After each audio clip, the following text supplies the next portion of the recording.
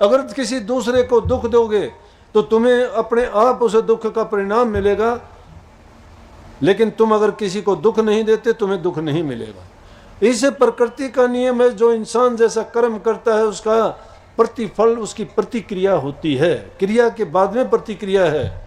कोई किसी को सुख तो नहीं दे सकता, लेकिन दुख क्यों देता है? फिर किसी को सुख नहीं दे सकते तो संतों ने कहा है कि अगर तुम ऐसा करते हो तो अपनी अगत को बिगाड़ते हो।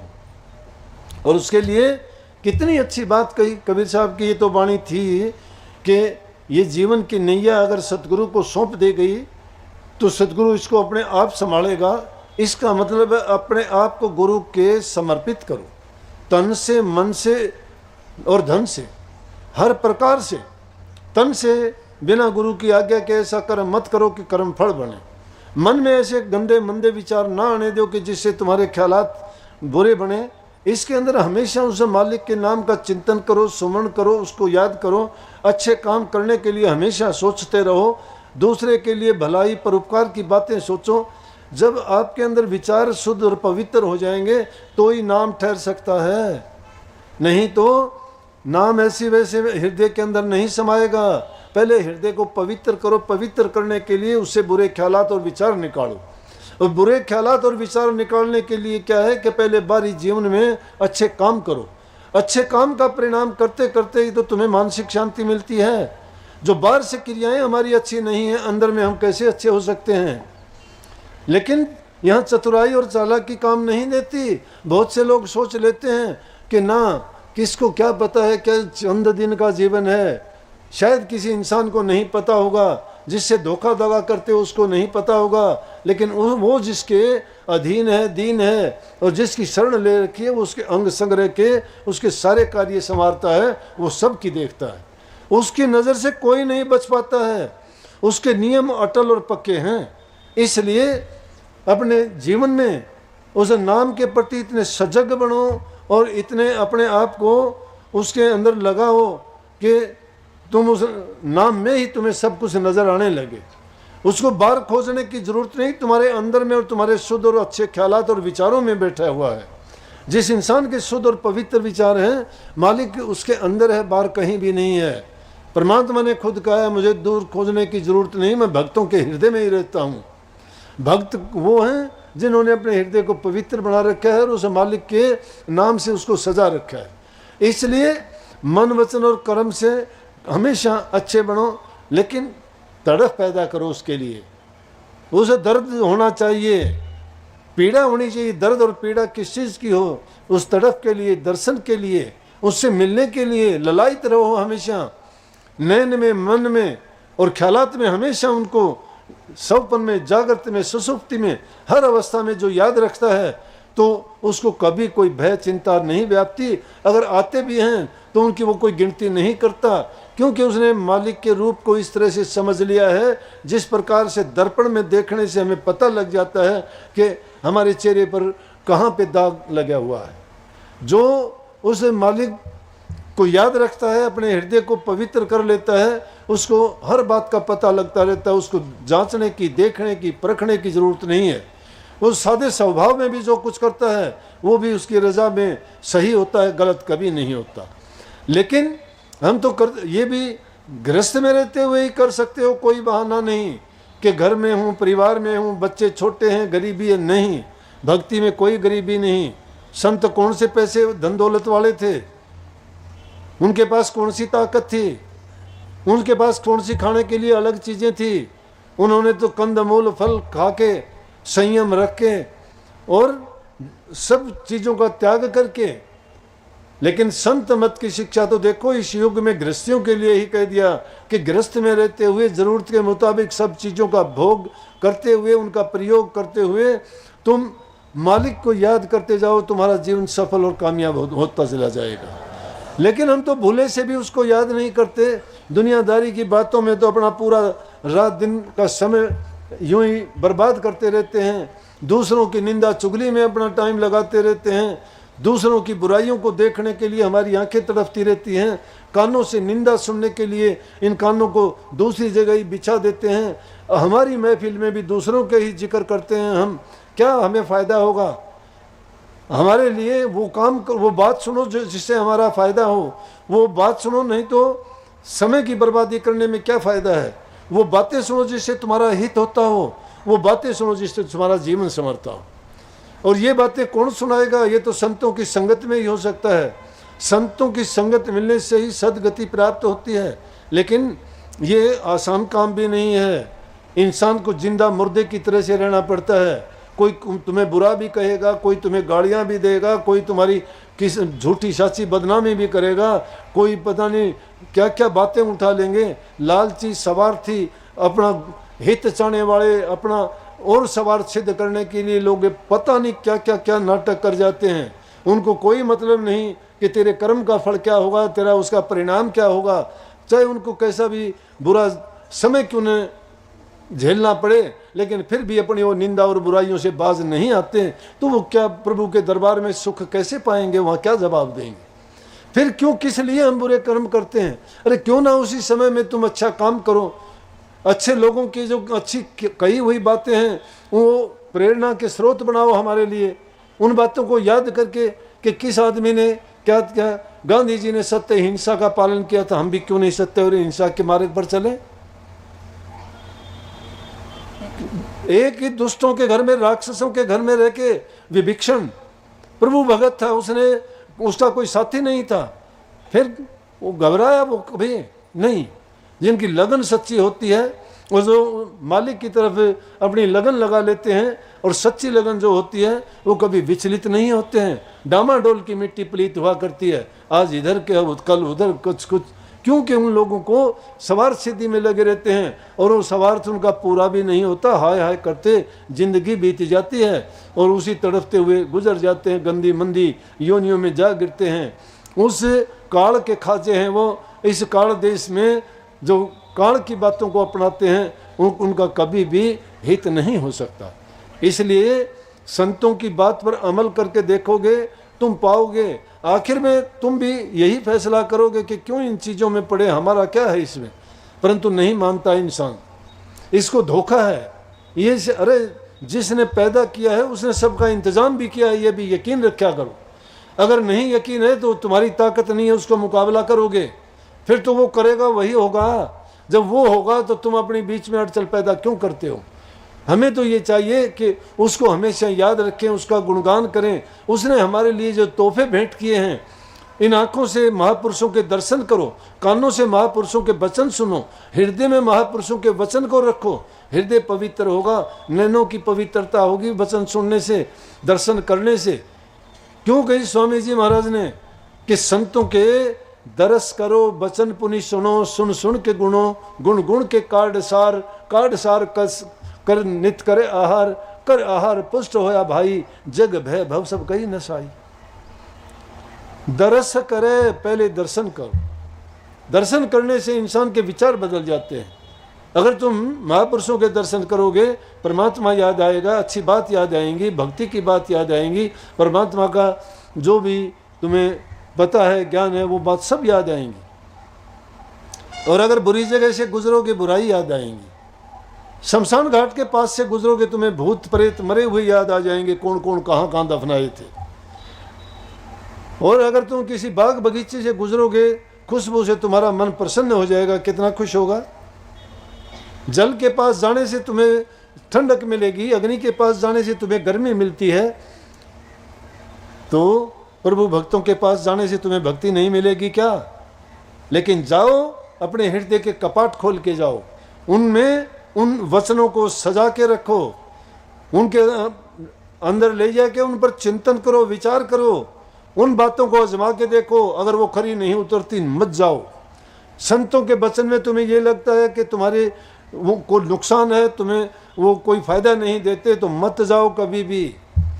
अगर तुम्हें फ़ायदा मिल जाए, मिलता है, देर अबेर से मिलता है, समझ देर में आती है, लेकिन जब देर में आती है फिर पछताता है, फिर कहते हैं कि बात वही तो थी जब मेरी समझ में नहीं आई। लेकिन नेक इंसान जो अपने जीवन को पवित्र बनाना चाहते हैं, वो समझ जाते हैं। अभी बताऊं, कोई लेना देना नहीं, दिवाली से पहले दिन आया, अलवर से आया, एक 83-84 साल का बुजुर्ग आदमी था। सुनता भी होगा वो। उसने आके कहा कि जी कोविड-19 के दौरान, पढ़ा लिखे आर्मी से रिटायर्ड पर्सन था, कहने लगा कोविड के दौरान जो आपने सत्संग दिए कि जिंदा कर दिया, मैं आपको जानता नहीं, लेकिन मैंने संकल्प लिया था कि ये सत्संग मैं रोज़ाना आपके सुनते रहा, और वो जो सत्संग सुने मेरे जीवन की दिशा बदल दी। और मैं संकल्प लेके आया था कि यहाँ आपके पास भोजन जब खाऊंगा कि जब आपसे मिल लूँगा और दर्शन करूँगा। वो 2-2:30 बजे मिला, जब तक उसने कुछ नहीं खाया था। मैंने कहा पहले खाना खाओ, आप दर्शन हो गए। बोले कि आपने जो वचन दिए, जो सत्संग सुनाया कि संसारी लोग, अगर सभी लोग अपने घरों में और अपने परिवार में भी इन बातों को अपना लें तो भक्ति तो उनकी बनी बनाई है। बोला कि मेरा जीवन जो सुधरा है, मेरा परिवार जो जिस रास्ते पे चल पड़ा है, मैं तो कोटि कोटि बार आपका जो है एहसान जताता हूँ, और मालिक करे आप इसी तरह से दुनिया को रास्ता दिखाते रहो। अरे जो जानने वाली रूह है, पहचानने वाले जो हैं, उनका जीवन संवरता है। और टाइम पास करने के लिए आते हैं, वो आते हैं बेवकूफ़ लोग, अपना बर्बादी कर लेते हैं जिनको समझ ही नहीं है। इसीलिए कई संत बोले सहज स्वभाव संत का बोला मिथ्या नहीं जाओ। अगर वो सहज भाव में भी बोलते हैं, अगर वो तुम्हें चाहे वो किसी भी रूप में बुरा भला मजाक में हंसी में भी कह देते हैं, तुम उसको हंसी मजाक या बुरा मत समझो कि तुम्हें संदेश दे दिया है। वो तुम्हारे लिए गुण करेगा, जरूर करेगा, वो फल देगा, उसमें फल है, उसके अंदर फल है। इंसान का चोला पाया है, अच्छा करो जीवन में, जो तुम कर सकते हो अच्छा करो। भूखे गरीब की मदद करो, माँ बाप की सेवा करो, बुजुर्गों का इज्जत सम्मान करो, मीठा वचन बोलो, कटु वचन मत बोलो किसी को भी। ये गुण अपना लोगे तो भी बहुत कुछ है। इस युग में जो ये भी अच्छे गुण अपना लेगा, उसकी भी मैं गारंटी करता हूँ उसका कल्याण नहीं हो जाए ना तो मैं पूरे गुरु का चेला नहीं। अच्छे करोगे, अच्छे कर्म का फल हमेशा अच्छा मिलेगा, कोई उसको बिगाड़ नहीं सकता। तुम खुद बिगाड़ते हो, अपना बिगाड़ते हो तो बुरा करो तुम्हारा बिगड़ जाएगा, किसी को कहने की जरूरत नहीं। अच्छा करो तुम्हारा अच्छा हो जाएगा। किसी को इज्जत मान देते हो तुम्हारी इज्जत करेगा, तुम किसी को प्यार देते हो तुम्हें प्यार देगा। लेकिन तुम्हारी कोई बुराई करता, तुम बुराई ना करो, उसकी बुराई उसको अपने आप मार देगी। तुम ना करो उसका, छोड़ दो उस पर, धैर्य रख के थोड़े दिन का समय दे के देखो, बच नहीं सकता किसी भी हालत में। लेकिन हाँ, तुम प्रयास करोगे ना फिर गलत हो जाएगा। जैसे एक नदी के घाट पर एक महात्मा गए स्नान करने के लिए, पास में एक धोबी की शिला रखी थी, वो कपड़े धोता था। महात्मा सुबह सुबह स्नान करके सोचा, ओह बड़ी अच्छी शिला है, यहाँ बैठ के भजन करते हैं। वो अपने नहा धो के महात्मा उस पर समाधि में बैठ गए। कृष्ण भगत था, कृष्ण जी का ध्यान किया और मस्त हो गया ध्यान में। कृष्ण की लीलाओं को याद कर करके कि क्या क्या लीला करी, और मन मन में बड़ी हर्षित होता है। देखता है कहीं मथुरा में, कहीं वृंदावन में, कहीं गऊओं के पीछे, कहीं उसको गिरिराज के आसपास देखते हैं, कहीं पर्वत उठाए देखते हैं, कहीं कालिया नाग को मारते हुए देखते हैं, कभी जेड़ों को तोड़ के बाहर आते देखते हैं, कभी नदी को पार करते हुए टोकरी में कृष्ण जी का दर्शन करते हैं। ध्यान में मस्त है। वो मस्ती मस्ती में टाइम निकल गया, धोबी आ गया कपड़े धोने के लिए। उसने देखा कि देख मोटा तेरी शिला पर बैठा है। आते ही वो कपड़े धोने का मोगरा था, एक दिया कड़ पर, बोला खड़ा हो यहाँ से। महात्मा को बड़ा दर्द हुआ बेचारा, देखा कि क्यों भाई क्या बात है। बोले मेरा पत्नी, बोला कि आराम से कह देता, मारने की क्या जरूरत थी। महात्मा को भी गुस्सा आया, मारने के लिए दौड़ा, उसने भी सोटा उठाया उधर से। उसने जब तक सोटा नहीं उठाया था, कृष्ण जी भागने लगे। रुक्मिणी कहने लगी कहाँ चले। बोला कि मेरे भगत को एक थापी मारी कपड़े धोने की, बेचारा मुझे याद कर रहा था, कितना मस्ती में था और मेरे भगत को परेशान कर दिया, अभी जाता हूँ उसको मजा चखाने के लिए। बोला रुक जाओ। इतनी देर में कृष्ण जी उल्टे आके बैठ गए। बोले क्या हुआ, गए नहीं। बोला गया क्या, वो तो दोनों धोबी लड़ रहे हैं। क्योंकि महात्मा था, उसने उसको मारना शुरू कर दिया। वो उसको बोला वो कैसे, धोबी ने उसको मारा था, उसने उसको मारना शुरू कर दिया, वो भी धोबी है। तो पाप करने वाले के साथ तुम भी अगर पाप करते हो, उसके साथ तुम भी पापी होगे, फिर तो तुम पापी क्यों बनते हो। इसलिए जो करता है उस कर्म को करने वाले को उस पर छोड़ो, उसको अपनी सजा खुद मिल जाएगी। और तुम्हारी सहायता परमात्मा तभी करेगा, तुम अपने आप कुछ नहीं बनोगे। अपने आप बन जाओगे तो फिर तो धोबी बनोगे। रही दूसरी बात, सब कुछ भूलो, नाम को ना भूलो। नाम को याद करोगे, जिस चीज को याद करते हो उस चीज के गुण आते हैं आप में। नाम में सभी गुण हैं, रोगों का इलाज, पापों का इलाज, दुखों का इलाज, गरीबी का इलाज, तंदुरुस्ती देती है, लंबा जीवन देती है, सुखी परिवार देती है, आदि व्याधि उपाधि सबका इलाज करता है नाम। कोटि कर्म काटता है नाम। सच्चे दिल से उसको याद करोगे, उसका सुमन करोगे, चिंतन करोगे, तुम्हारा ध्यान भी लगेगा, भजन भी होगा, मन की एकाग्रता भी होगी, नूरी गुरु के दर्शन भी होंगे, प्रकाश भी दिखाई देगा, शब्द भी सुनाई देगा। लेकिन जब मन से सच्चे होके पक्की लगन के साथ और विरह पैदा करोगे, तड़फ पैदा करोगे और सच्ची आस्था और विश्वास तुम्हारा दृढ़ होगा, तो तुम्हें घर बैठे तुम्हारे हृदय में सब कुछ मिलेगा। सबको बहुत बहुत आशीर्वाद। सबको मालिक सद्बुद्धि दे अच्छे काम करने के लिए, अच्छी भक्ति करने का मौका है।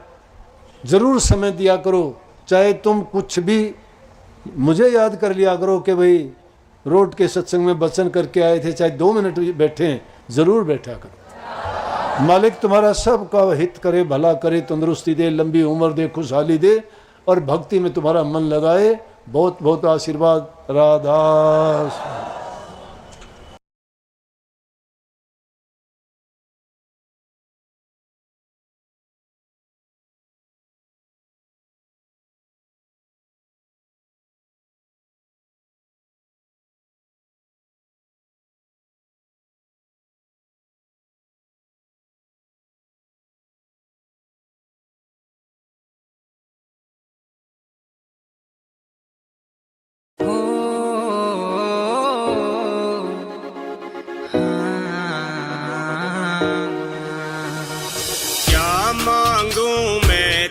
से सतगुरु तुम हो अंतर्यामी जी, हर दर्शन से चित प्रसन्न रहे मेरा मेरे स्वामी जी। क्या मांगू मैं तुमसे सतगुरु तुम हो अंतर्यामी जी, हर दर्शन से चित प्रसन्न रहे मेरा मेरे स्वामी जी।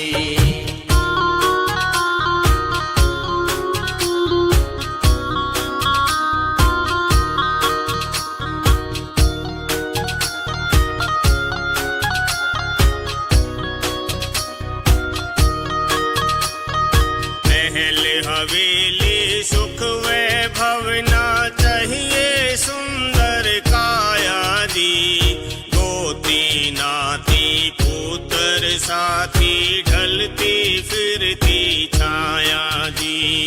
महल हवेली सुख वैभव ना चाहिए सुंदर काया दी, गोते नाते पुत्र साथी ढलती फिरती छाया जी। ना मांगू धन माया जी, जो कर दे नीत हरामी जी, हर दर्शन से चित प्रसन्न रहे मेरा मेरे स्वामी जी। क्या मांगू मैं तुमसे सतगुरु तुम हो अंतर्यामी जी, हर दर्शन से चित प्रसन्न रहे मेरा मेरे स्वामी जी।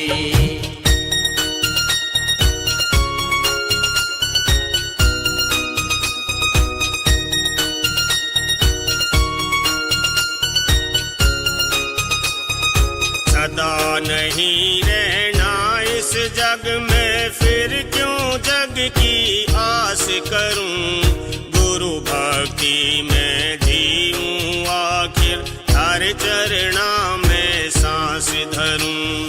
सदा नहीं इस जग में रहना, फिर क्यों जग की आस करूं, गुरु भक्ति में जीऊं आखिर हर चरणा में सांस धरूं। एक यो ही विश्वास भरूं मैं कह कर राधा स्वामी जी, हर दर्शन से चित प्रसन्न रहे मेरा मेरे